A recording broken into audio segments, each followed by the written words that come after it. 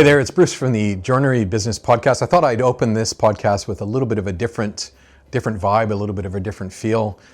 If you haven't been following us much at all, I'll just let you know that we have this wonderful, amazing facility, this barn that we purchased, and we do a lot of things in the barn. I've got a little bit of a gym set up here that I occasionally use from time to time.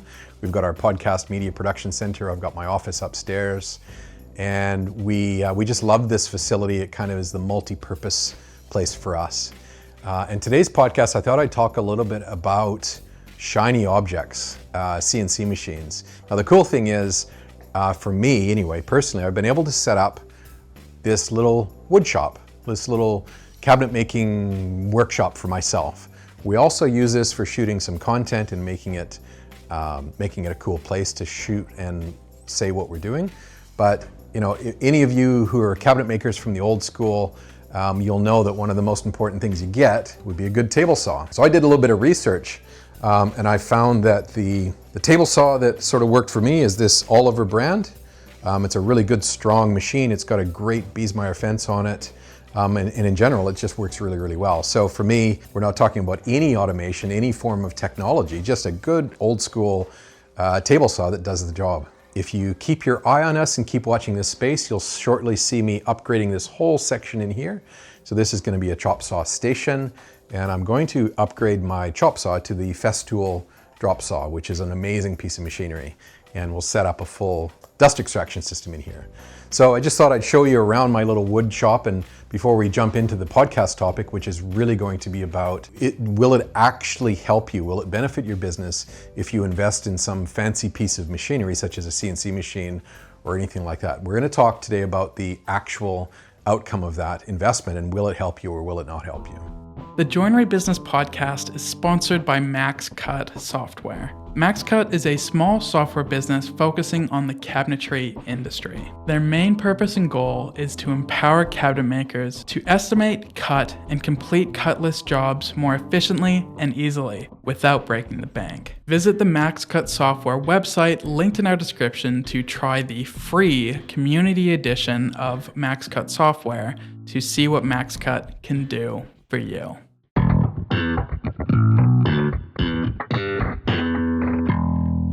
Okay, welcome back. We're now in our podcast room in the barn, which is really pretty cool. And today we're going to talk a little bit about that new fancy CNC machine I'm sure you've all got your eye on. You might have a CNC machine now or some form of automation, or you might be thinking about it.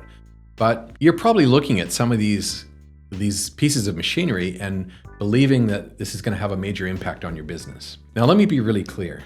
If right now you're running a business with a table saw like I just showed you, and you're trying to make cabinets and cut board to any degree, if you've got a team of 3 or 4 people and you're trying to make a go of a business in this industry in 2025 by cutting on a panel saw or a table saw, you're probably struggling because the rest of the industry has already gotten on board with nesting CNC machines, and that happened 15 years ago. So it is true that there may be a big gap in what you need to catch up on to get your business to be up with the times right now. So I just want to be really clear about that it is very true that if your business is a long distance behind the times, investing in current technology is going to have a major impact on your business. Back in the mid to late 2000s, I was working for Planet in Canada, traveling around all over the countryside, going into businesses who had just bought their first CNC machine, had just bought their first piece of software, in some cases had just bought their first computer, and teaching them how to go from like 0 to 100 in a week. That's a major, major change in that period of time. You know, in the previous years from that, there were businesses that were using point-to-point CNC machines and beam saws that had upgraded from those to nesting machines. So it doesn't take long if you do your research to find out the evolution of the industry, and the important thing is that you do keep evolving and staying on top of things in your industry. But I'm going to talk to you a little bit about what we observe businesses doing and why businesses have this, or they get themselves into this situation where it's almost like you have to do something because you're just not competitive anymore and what you've got isn't working for you and all that sort of stuff.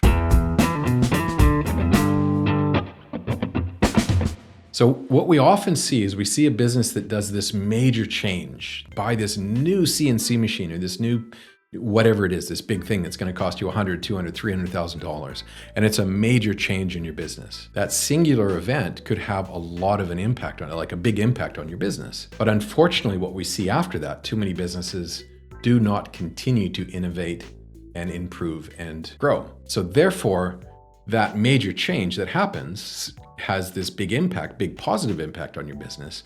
But from that point forward, there's a slow decline in your competitiveness as a business.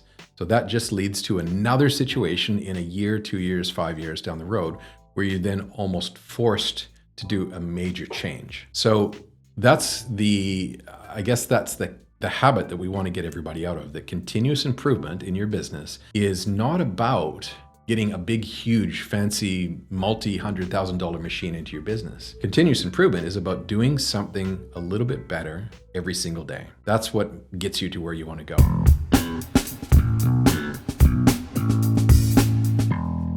So the topic of this podcast is, does this investment in your CNC machine have a major impact on your business? If you're already running with relatively current technology, if you're already running with, current CAD/CAM programming, sending to a CNC machine, the CNC machine might be a little bit slower, might not have in-feed and out-feed or automatic labeling. Will an upgrade to a fancy new CNC machine have a major impact on your business? I'm going to just throw this on the table and see if a bomb explodes. If anybody sends me a message and tells me anything otherwise, I'm more than happy to have this conversation.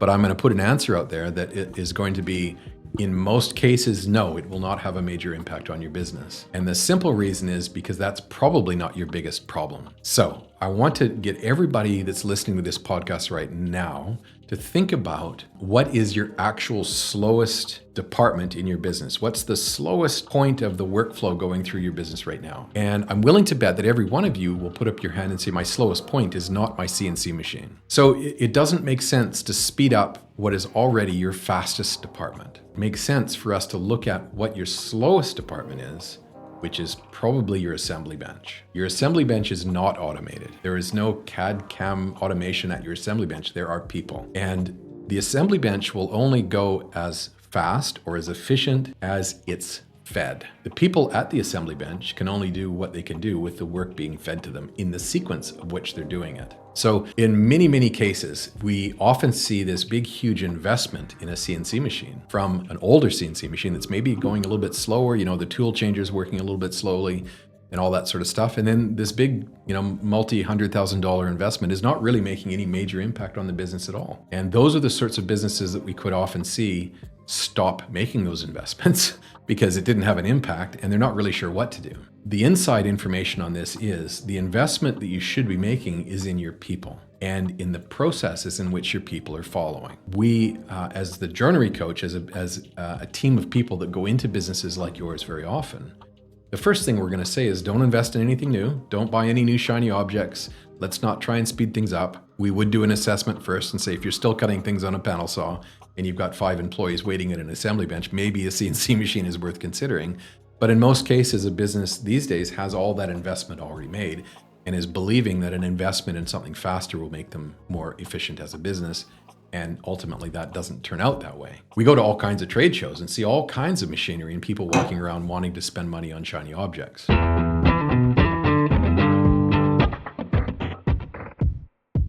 Guys, if you are being really honest with yourself, I'll be honest with myself. I love shiny objects. I love going to the trade shows and looking at the automation, the CNC machines, all these wonderful bits of technology out there. I love doing it because it's a lot of fun. It's great to see these things that are out there. But the reality is they probably won't have a major impact on your business if you invest in them, not without fixing your bottleneck first.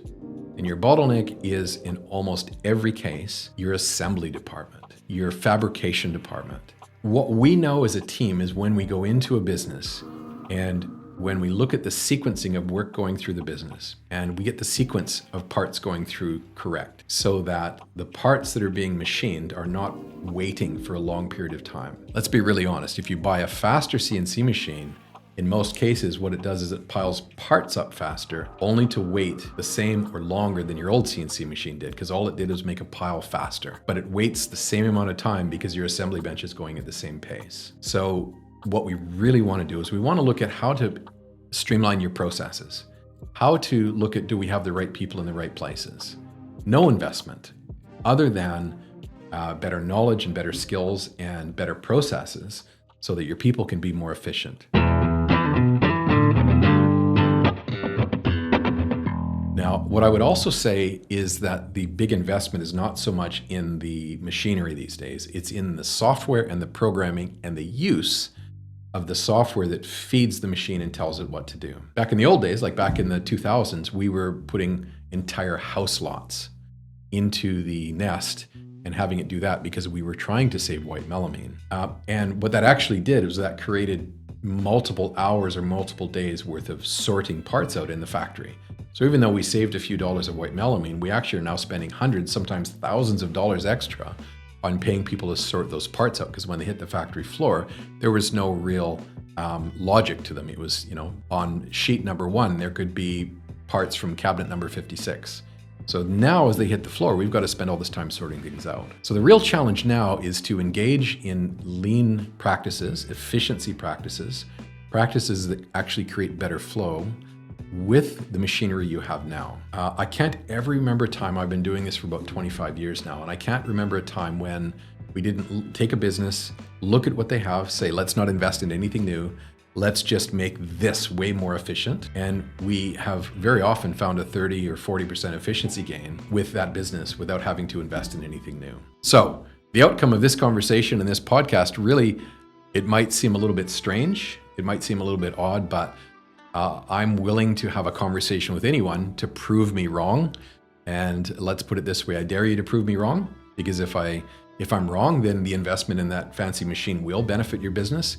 If I'm right, and it costs you nothing to prove me right, but if I'm right, I might save you a few $100,000 and benefit you in the extra efficiency gains you're going to make in your business.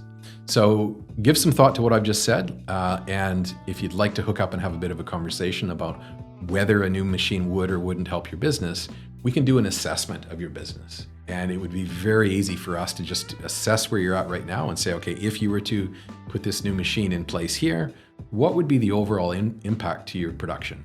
Would an average job actually get done faster or in less time? And that'll be a yes or no conversation from the result of our assessment. So let's have a chat, but at the very least, have a thought about what is your slowest department in your business. And I would recommend that you put your effort into fixing that one first. All right, hopefully that's been helpful. Bruce from the Joinery Business Podcast. Hopefully that's been helpful to you. Have an awesome day. Peace out.